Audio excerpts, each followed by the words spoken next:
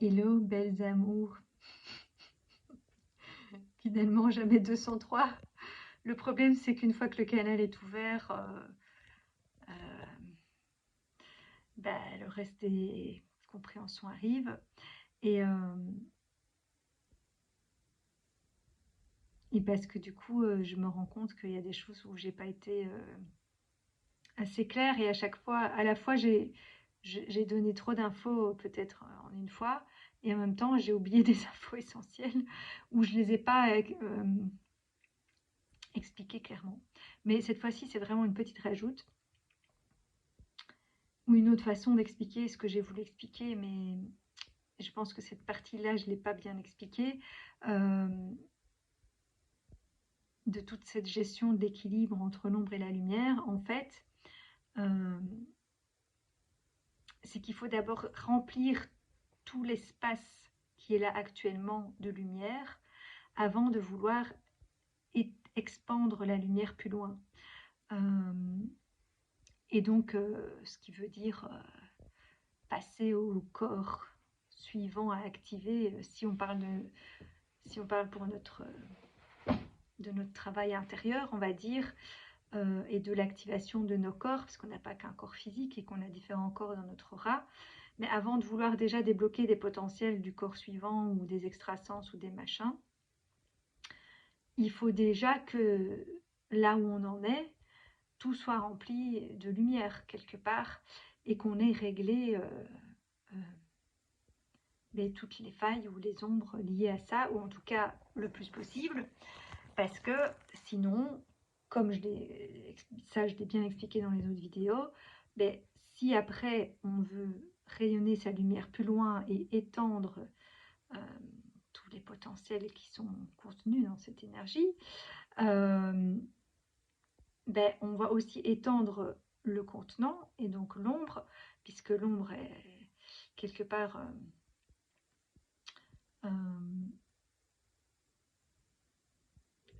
son, sa, son rôle positif, c'est d'être le contenant de la lumière, mais elle joue aussi du coup un rôle négatif, entre guillemets, dans le sens où elle peut, normalement elle doit rester en surface, on va dire, tout comme notre ego, c'est un masque, un rôle qu'on joue, mais qui est censé aussi rester léger, joyeux et en surface.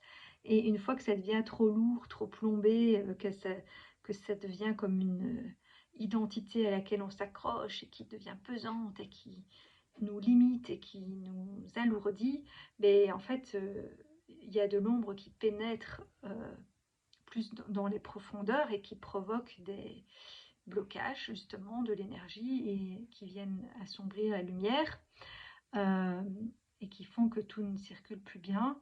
Mais donc, il faut déjà que quelque part bien se nettoyer et développer ses potentiels et sa lumière dans l'espace actuel euh,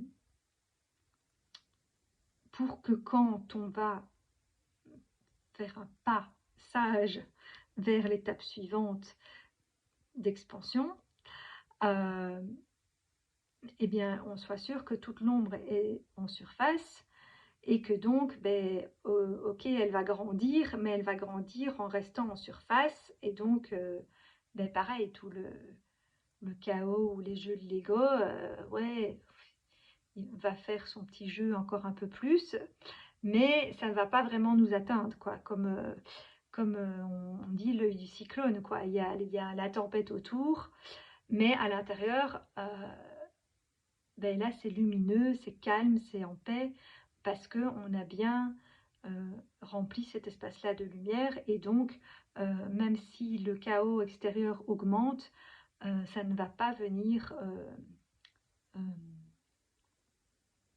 abîmer notre cœur et notre intérieur. Euh, Tandis que si on est trop gourmand et qu'on veut déjà passer à la suite et expandre notre lumière alors qu'en fait on n'a pas fini notre travail intérieur, notre alchimie intérieure, euh, et qu'on veut déjà aller diffuser toute cette lumière parce que même si c'est avec des bonnes intentions, n'est-ce pas, le diable est pavé de bonnes intentions, et donc le l'ombre qui est encore dans les interstices va dire oui, oui, vas-y, vas-y, va étendre, va partager ta lumière, parce que du coup, comme ça, lui, il sait qu'il va avoir un espace plus grand et qu'il va pouvoir prendre aussi plus de place.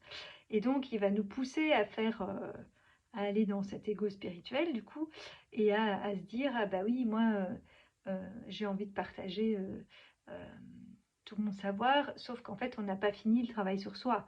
Alors, je dis pas qu'on doit attendre de l'avoir fini complètement, parce que c'est probablement l'histoire d'une vie, et encore de plusieurs vies, mais en tout cas, d'avoir fini cette étape-là, euh, qu'elle soit vraiment bien,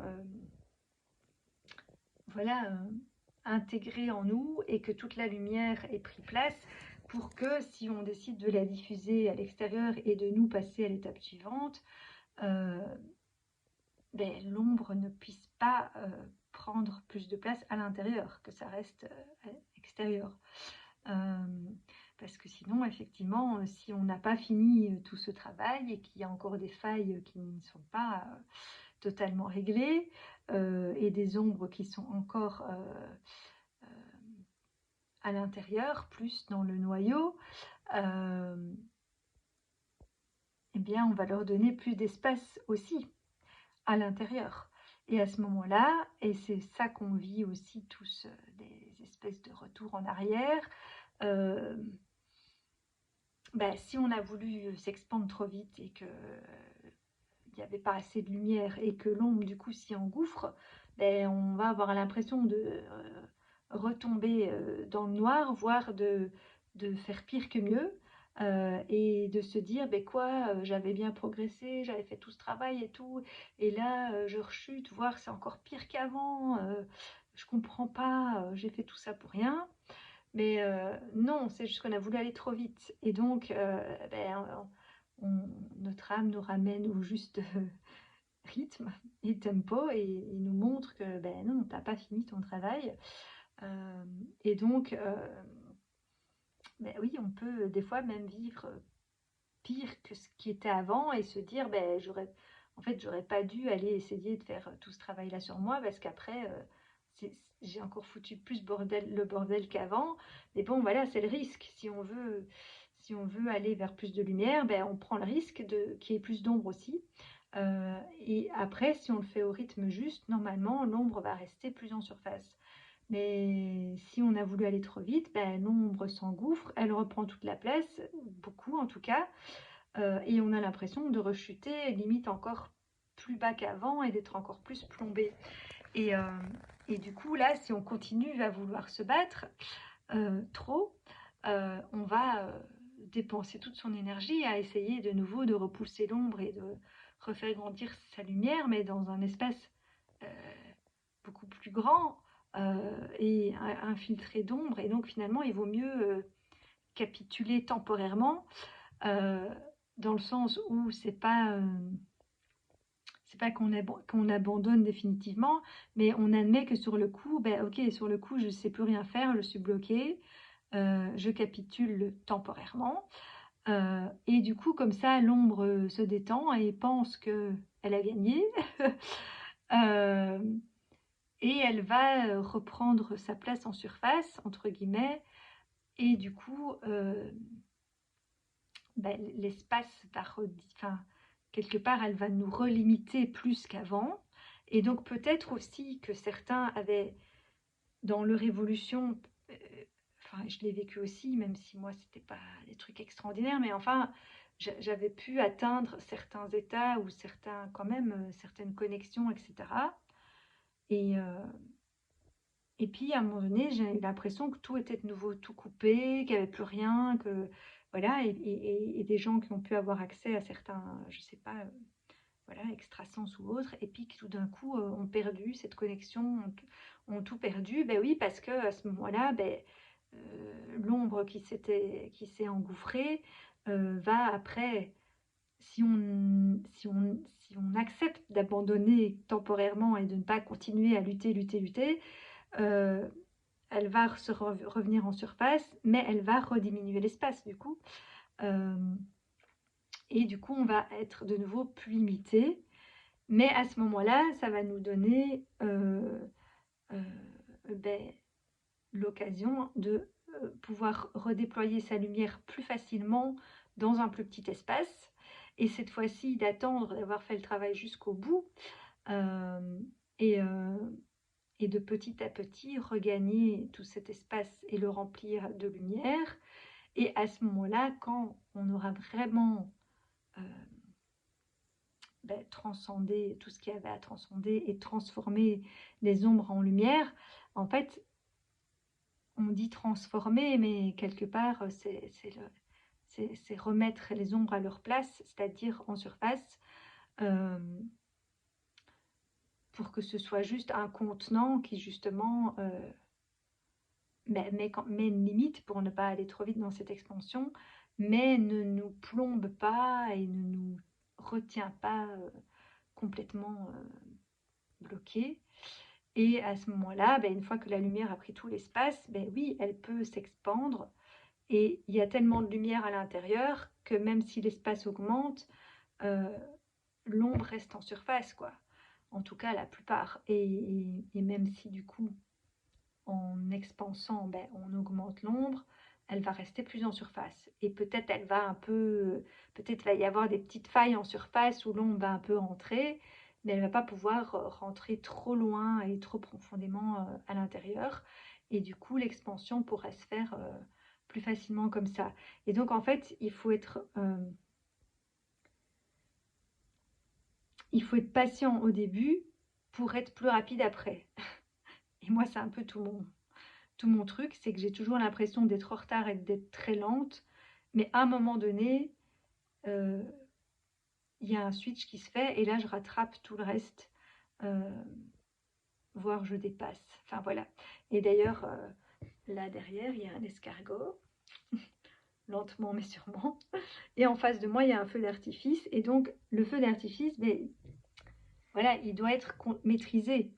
Euh, pas tout faire péter. Mais de temps en temps, il peut s'exprimer.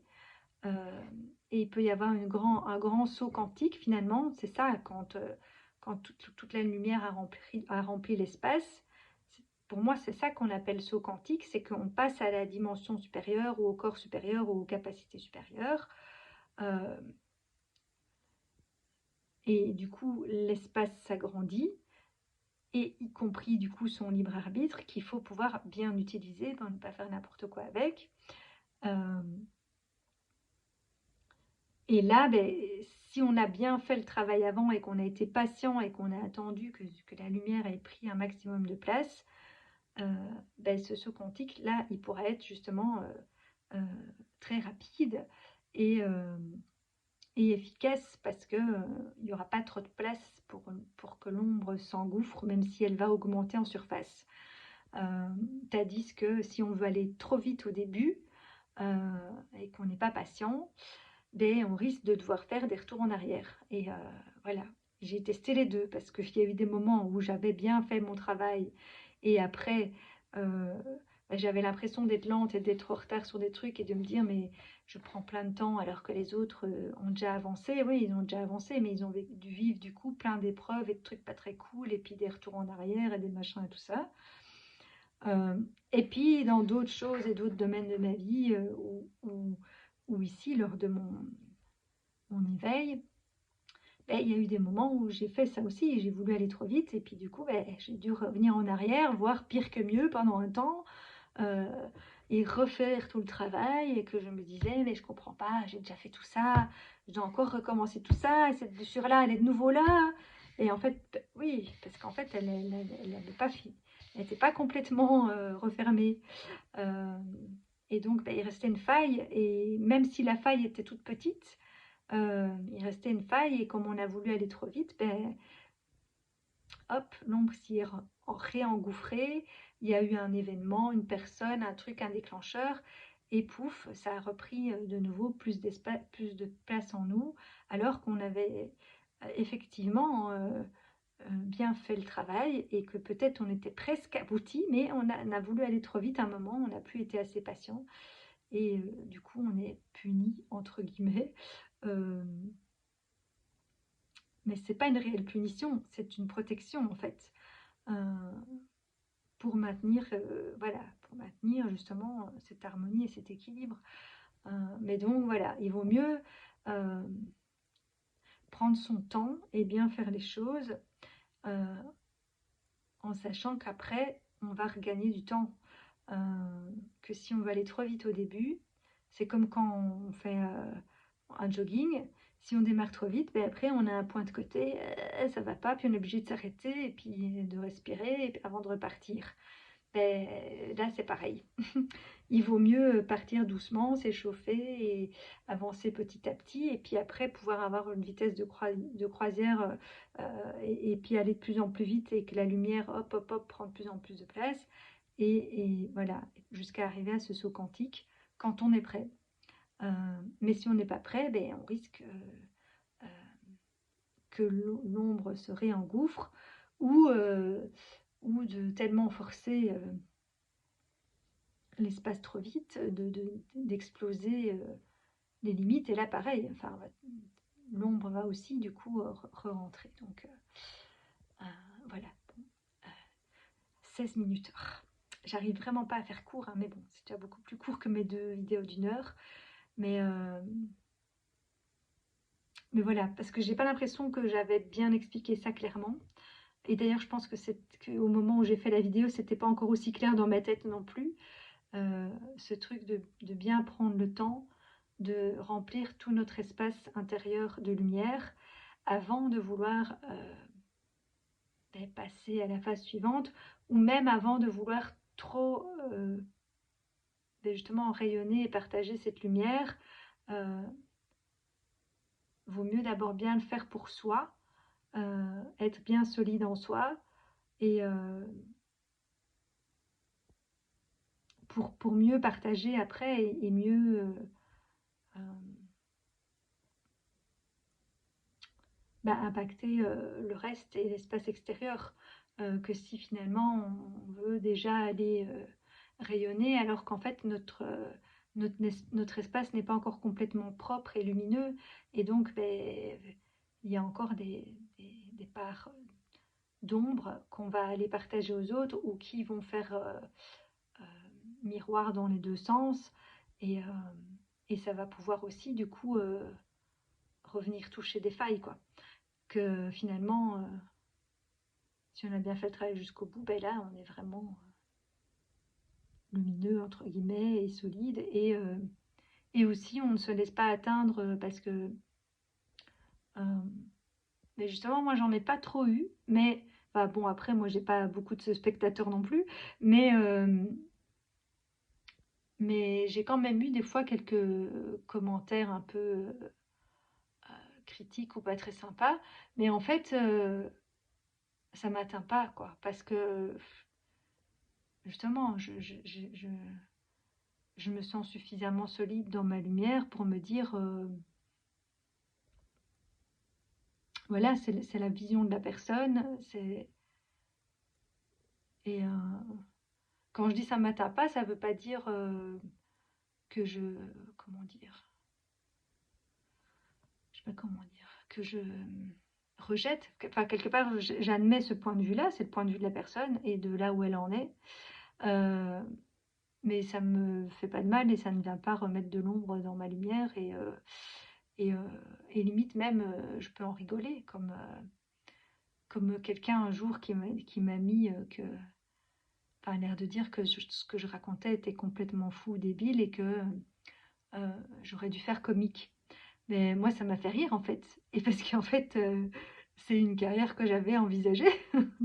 Parce que comme je dis, le divin a beaucoup d'humour, donc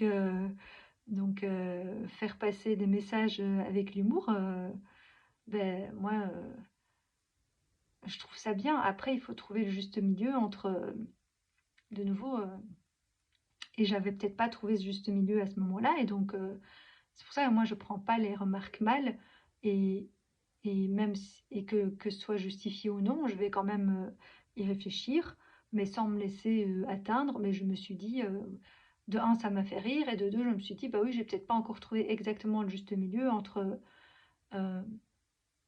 je fais un peu d'humour dans mes vidéos pour que ce soit plus léger et tout ça, et que ça passe mieux, mais il faut quand même que je sois un minimum crédible pour que les gens ne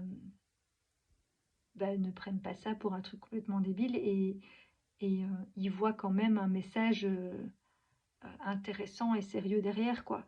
Mais voilà, du coup, j'en ai tenu compte en me disant, bah oui, des fois, j'ai peut-être été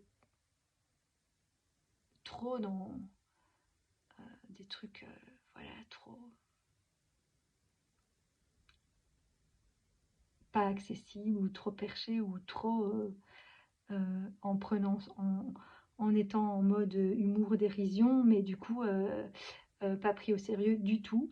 Et voilà, bref, j'ai encore donné un exemple, mais qui me refait dériver.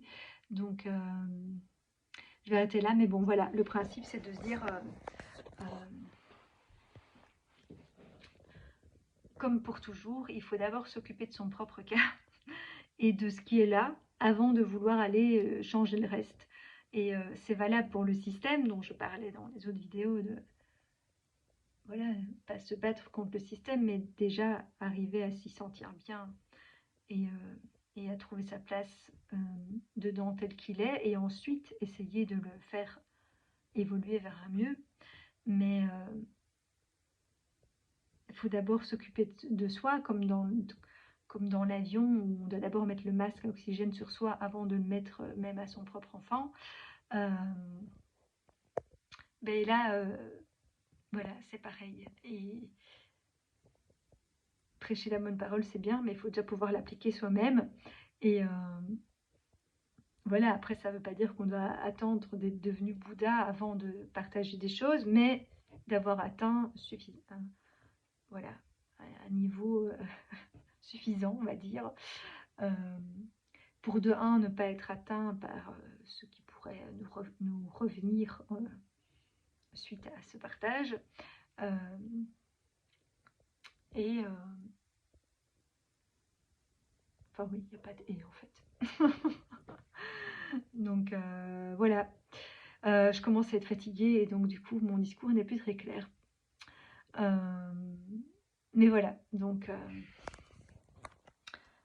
vaut mieux prendre le temps et ne pas vouloir aller trop vite dans cet éveil. C'est pas une course. Il y a un rythme, il y a un temps et il vaut mieux aller lentement mais sûrement et après construire quelque chose de solide et et, euh, et pas se dire comme j'ai pu me dire tout un temps, je suis en retard, nanana, et puis comment ça se fait que les autres, ils ont fait 2 ateliers et ça y est, ils ont vécu leur éveil, ils ils voient plein de choses, ils ont développé des dons, machin, nanana, leur vie a changé du tout au tout. Oui, alors c'est l'impression que ça donne sur le coup, mais en général, X temps après, ces personnes rechutent. Et quand j'ai voulu aller trop vite, ben, ça a été mon cas aussi. Et donc, ben, finalement, voilà, il vaut mieux se dire que notre soi-disant ombre ou notre ego, etc., il est aussi là pour nous protéger et avec notre âme régler le bon rythme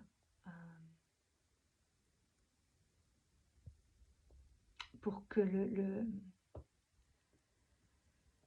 l'épanouissement soit solide et vraiment bien ancré en nous et bien digéré, bien intégré avant de passer à la suite. Voilà. Bon, je m'arrête. Cette fois-ci, c'est vraiment la dernière vidéo du jour. D'ailleurs, on n'est déjà même plus le jour parce qu'il est passé minuit. Donc, on est déjà le lendemain. Allez, ciao, ciao. Et je vais encore travailler à gérer mes propres limites.